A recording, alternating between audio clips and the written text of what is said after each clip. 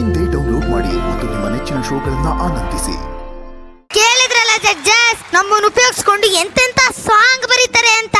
ಇದು ಮನುಷ್ಯರು ನಮಗ್ ಮಾಡ್ತಿರೋ ಅವಮಾನ. ಮನೆ ಮುಂದೆ ಕಾವಲ್ ಕಾಯಕ್ಕೆ ನಾಯಿ ಬೇಕು. ಸೊಸೈಟಿಲಿ ಅವ್ರ ಪ್ರೆಸ್ಟೀಜ್ ತೋರಿಸ್ಕೊಂಡು ಸ್ಟೈಲ್ ಆಗಿ ಹಿಡ್ಕೊಂಡು ವ್ಯಾಕಿಂಗ್ ಮಾಡಕ್ಕೆ ನಾಯಿ ಬೇಕು.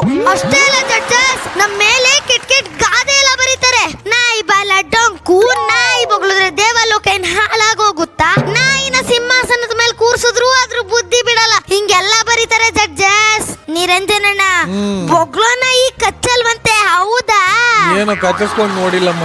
ನನ್ ಕಚ್ಚಿ ತೋರಿಸ್ಲಾ? ಬೇಡಮ್ಮ. ಗೊತ್ತಲ್ಲ, 14 ಇಂಜೆಕ್ಷನ್ ಎಲ್ಲೆಲ್ಲಿ ಕೊಡ್ತಾರೋ ಯಾವನಿಗೆ ಗೊತ್ತು. ಸ್ವಲ್ಪ ಹುಷಾರಾಗಿರಿ. ನಾವು ಬೆಂಗಳೂರಲ್ಲಿ ಬೊಗಳಿದ್ರೆ ಉಡುಪಿ ಮಂಗಳೂರು ನಡ್ಗಾಗುತ್ತೆ. ನಾವು ಕಾಲೆತ್ತಿ ಒತ್ತ ಅಂದ್ರೆ ಕೆಂಗೇರಿ ಮರಿ ಹಾರಾಗುತ್ತೆ.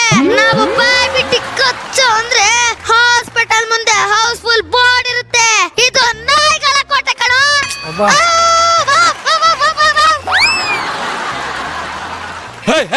ಯಾರಾದ್ರು ನಾಯಿ ತರ ಬೊಗಳ್ತಿರೋದು? ಹೋಗ ಆ ಕಡೆ.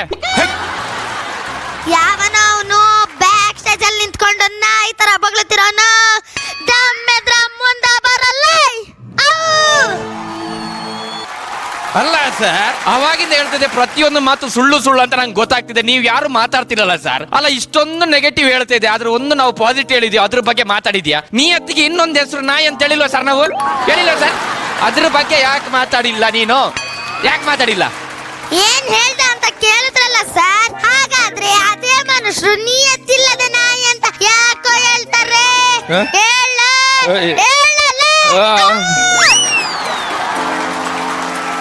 ಪ್ರಾಣಿಗಳಂದ್ರೆ ನಿಮಗೆ ಲೆಕ್ಕಕ್ಕೆ ಇಲ್ಲ ಅಲ್ವಾ?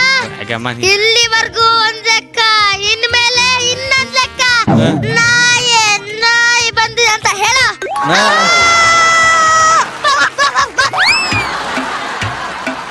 ನಾಯಿ ಬಂದಿದೆ ಯಾರಿಗೆ ಹೇಳ್ಬೇಕಮ್ಮ? ಯಾವನ್ಗಾರು ಹೇಳ್ಕೋಗು, ನನಗೇನಾಗ್ಬೇಕು?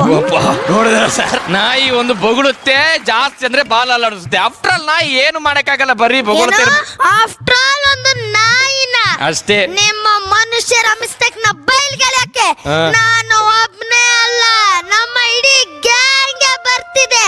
ಎಲ್ಲಿ? ತಾಕತ್ತಿದ್ರೆ ಕಟ್ಟಕ್ಕಲ್ಲ. ಇಷ್ಟೇ ರಿಪೀಟ್.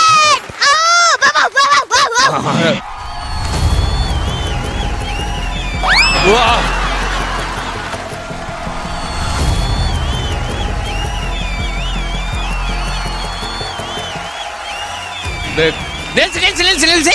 ಯಪ್ಪ, ಸಿಂಹ, ಕಾಗೆ, ನಾಯಿ ಎಲ್ಲ ಏನ್ ಕಾಮಿಡಿ ಮಾಡ್ತಾ ಇದೀವಿ ನೋಡಿ ಸರ್. ಸಖತ್ ಕಾಮಿಡಿ. ನಿಮ್ ಹಿರಿಯರ ಆತ್ಮಕ್ಕೆ ಶಾಂತಿ ಸಿಗ್ಬೇಕಂದ್ರೆ ನಾವು ಬಂದ್ ಪಿಂಡ ತಿನ್ಬೇಕು. ನಿಮ್ ಮನೆಗೆ ನೆಂಟ್ರು ಬರ್ಬೇಕಂದ್ರೆ ನಾವು ಗಂಟ್ಲು ಹೊರ್ಕೊಂಡ್ ಕೂಗ್ಬೇಕು. ಈ ತರ ನಮ್ಮನ್ನ ಯೂಸ್ ಮಾಡ್ಕೊಂಡ್ರು ನಮ್ಮ ಮೇಲೆ ಏನೇನೋ ಗಾದೆಗಳನ್ನ ಬರೀತಾರೆ ಸರ್. ಏನ್ ಗಾದೆ ಬರ್ತಿದೆ ಹೇಳು, ನನ್ನ ಹತ್ರ ಕೇಳಿದ್ರೆ? ಕಾಗೆ ಕೂರೋಕೆ, ಟೊಂಗೆ ಮುರಿಯೋಕೆ. ಕಾಗೆ ಮರಿ ಕಾಗೆಗೆ ಮುತ್ತಂತೆ. ಚಂದ್ರು ಸರ್, ಅಷ್ಟೇ ಅಲ್ಲ, ನಾವ್ ಇವ್ರ ಗಾಡಿ ಮೇಲೆ ಕೂತ್ರೆ ದರಿದ್ರ ಅಂತೆ. ನಾಚಿಕೆ ಆಗಲ್ಲ ನಿಮ್ಗೆ? ಯಾರಿಗೆ ಹೇಳ್ತಾ ಇದೀಯಾ?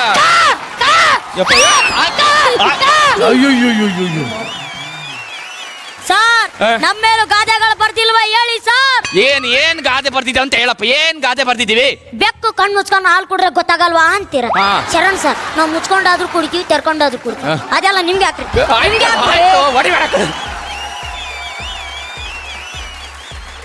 ಅಷ್ಟೇ ಅಲ್ಲ ಸರ್, ಯಾವನಾದ್ರೂ ಇವನ್ ತರ ತಿಕ್ಲಾಗ ಆಡಿದ್ರೆ ಆಡ್ಸುಟ್ ಬೆಕ್ತರ ಆಡ್ತಾ ಇದ್ಯಾ ಅಂತಾರೆ. ನಮ್ಮನ್ನ ಯಾಕೆ ಸರ್ ಮಧ್ಯ ತಗೋತೀರಾ? ಯಾಕೆ ತಗೋತೀರಾ? ಮಧ್ಯ ತೆಗೋತಿರೋದು ನೀನಲ್ಲಪ್ಪ, ನೀನೇ ಬರ್ತಿರೋದಲ್ಲಿ ನಿಲ್ಕೊ. ಒಂದ್ ನಿಮಿಷ. ಹೋಗ್ಬೇಕಾದ್ರೆ ಅಡ್ಡ ಹೋದ್ರೆ ನಮ್ ಕೆಲ್ಸ ಆಗಲ್ಲ ಅಂತ ಭಯ ಪಡ್ತಾರೆ ಸರ್. ನಮ್ ವಿಷ್ಣು ದಾದವ್ರೆ ಹೇಳಿಲ್ವಾ, ಬೆಕ್ಕಿಗೆ ಎದುರ್ಬೇಕಾಗಿರೋದು ಇಲ್ಲಿ ಮಾತ್ರ, ಮನುಷ್ಯರಲ್ಲ.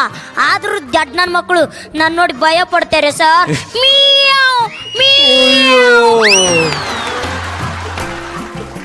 ಅಲ್ಲ ಸರ್, ನಾವು ಯಾವಾಗ್ಲೂ ಈ ಬೆಕ್ಕಿಗೆ ಹೇಳ್ತೀವಿ, ನಾಯಿಗೆ ಹೇಳ್ತೀವಿ, ಕಾಗೆಗೆ ಹೇಳ್ತೀವಿ.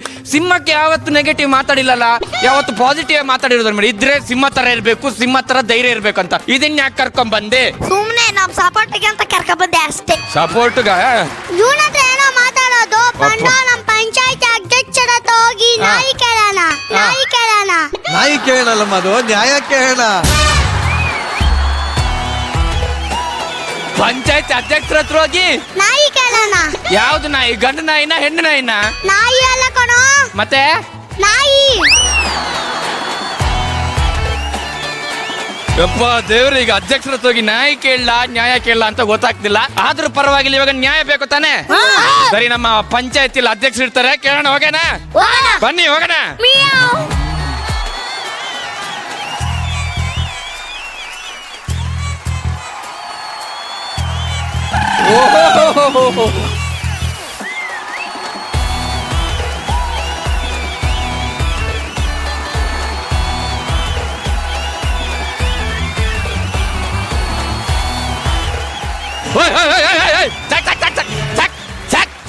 ಏನ್ ಮಕ್ ಹೋಗಿ ಸಾಕು, ಹೋಗಿ ಹೋಗಿ. ಮಿಲನ ಮೇಡಮ್, ನಮ್ದು ಅಧ್ಯಕ್ಷರು ಕೇರಳದಿಂದ ಬಂದಿದ್ದಾರೆ ಅನ್ಸುತ್ತೆ, ಒಂದ್ ಸ್ವಲ್ಪ ಮಾತಾಡ್ಸ್ಕೊಂಡ್ ಬರ್ತೀನಿ. ಒಣಕಂ ಚೇಟ ಅಂದ್ರ ವಿಂದಿ ಹಿಂದಿಕ್ಯೋ, ನಿನ್ನ ಹೊಟ್ಟೆ ಹಿಂದಿಡಿಕ್ಯೋ, ಆಶೀರ್ವಾದ ಮಾಡು. ಕನ್ನಡದಾಗ ಮಾತಾಡ್ಲಿ, ನಾನು ಕರ್ನಾಟಕದವನ. ಮತ್ತೆ ಗೆಟಪ್ ಸ್ವಲ್ಪ ಚೇಂಜ್ ಇರ್ಲಿ ಅಂತ. ನೋಡ್ರಪ್ಪ, ಅಧ್ಯಕ್ಷರು ಬಂದಿದ್ದಾನೆ, ಏನ್ ಮಾತಾಡ್ಬೇಕು ಮಾತಾಡ್ಕೊಳ್ಳಿ. ಈ ಮನುಷ್ಯರ ನಮ್ ಪ್ರಾಣಿಗಳ ಬಗ್ಗೆ ತುಂಬಾ ಕೀಳಾಗಿ ಮಾತಾಡ್ತಾರೆ ಬಾಸ್. ಹೇಳ್ಬಿಡ್ಬೋ, ನಿನ್ ಸಿಂಹ ಹೌದಲ್ಲ? ಹೌದು, ನಿಮ್ಮ ಮೇಲೆ ಗಾದೆ ಬರ್ದಿದಾರಂತ ಹೆಂಗ್ ಗೊತ್ತು? ಸಾಕ್ಷಿ ಏನಿದೆ? ನಮಸ್ಕಾರ ಅಯ್ಯ. ನಮಸ್ಕಾರ. ಈ ಮನುಷ್ಯರು ನಮ್ ಬಗ್ಗೆ ಕೆಟ್ಟ ಕೆಟ್ಟ ಗಾದೆ ಎಲ್ಲ ಬರೀತಾರೆ. ಅದಕ್ಕೆ ಸಾಕ್ಷಿ ಏನಿದೆ? ನಾನು ಹೇಳಲ್ಲ, ಸಿಂಹ ಹೇಳ್ತಾನೆ. ಹೇಳಮ್ಮ.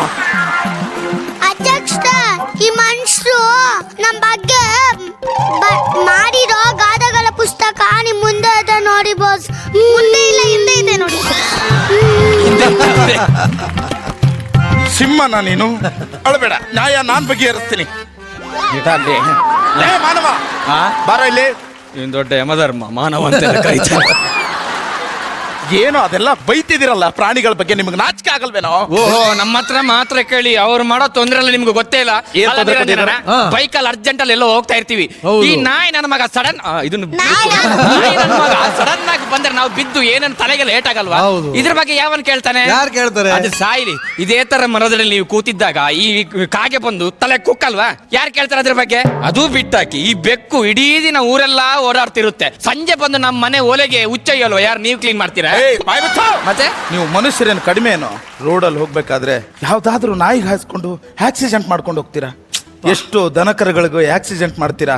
ಗಾಡಿ ನಿಲ್ಸಿ ನೋಡೋದಿಲ್ಲ ಸತ್ತಿದಾವ ಬದುಕಿದಾವ ಅಂತ. ಅಷ್ಟೇ ಯಾಕೆ, ಎಷ್ಟೋ ಪಕ್ಷಿಗಳು ತಮ್ಮ ಗೂಡು ಕಟ್ಕೊಂಡು ಮರದಲ್ಲಿ ಹಾಯಾಗಿರ್ತವೆ, ಆ ಮರಗಳನ್ನ ಕತ್ತರಿಸಿ ಹಾಕ್ತೀರಾ. ಈ ಭೂಮಿ ಮೇಲೆ ಬದುಕೋದಕ್ಕೆ ನಿಮಗೆಷ್ಟು ಅರ್ಹತೆ ಇದೆಯೋ, ಪ್ರಾಣಿ ಪಕ್ಷಿಗಳಿಗೂ ಅಷ್ಟೇ ಅರ್ಹತೆ ಇದೆ ಅನ್ನೋದನ್ನ ಮಾತ್ರ ಮರಿಬೇಡ್ರು. ಅಲ್ಲ ಅಧ್ಯಕ್ಷರೇ, ನೀವು ಹೇಳೋದೇನೋ ಕರೆಕ್ಟ್, ಆದ್ರೆ ಬದುಕೋಕ್ಕೋಸ್ಕರ ಇದೆಲ್ಲ ಮಾಡ್ಬೇಕಾಗುತ್ತೆ. ಇವಾಗ ಹೆಂಗೂ ಪ್ರಾಣಿಗಳಿಗೆ ಬಂದಿದೆ, ಏನಾದ್ರೂ ಒಂದು ನ್ಯಾಯ ಕೊಡಿ.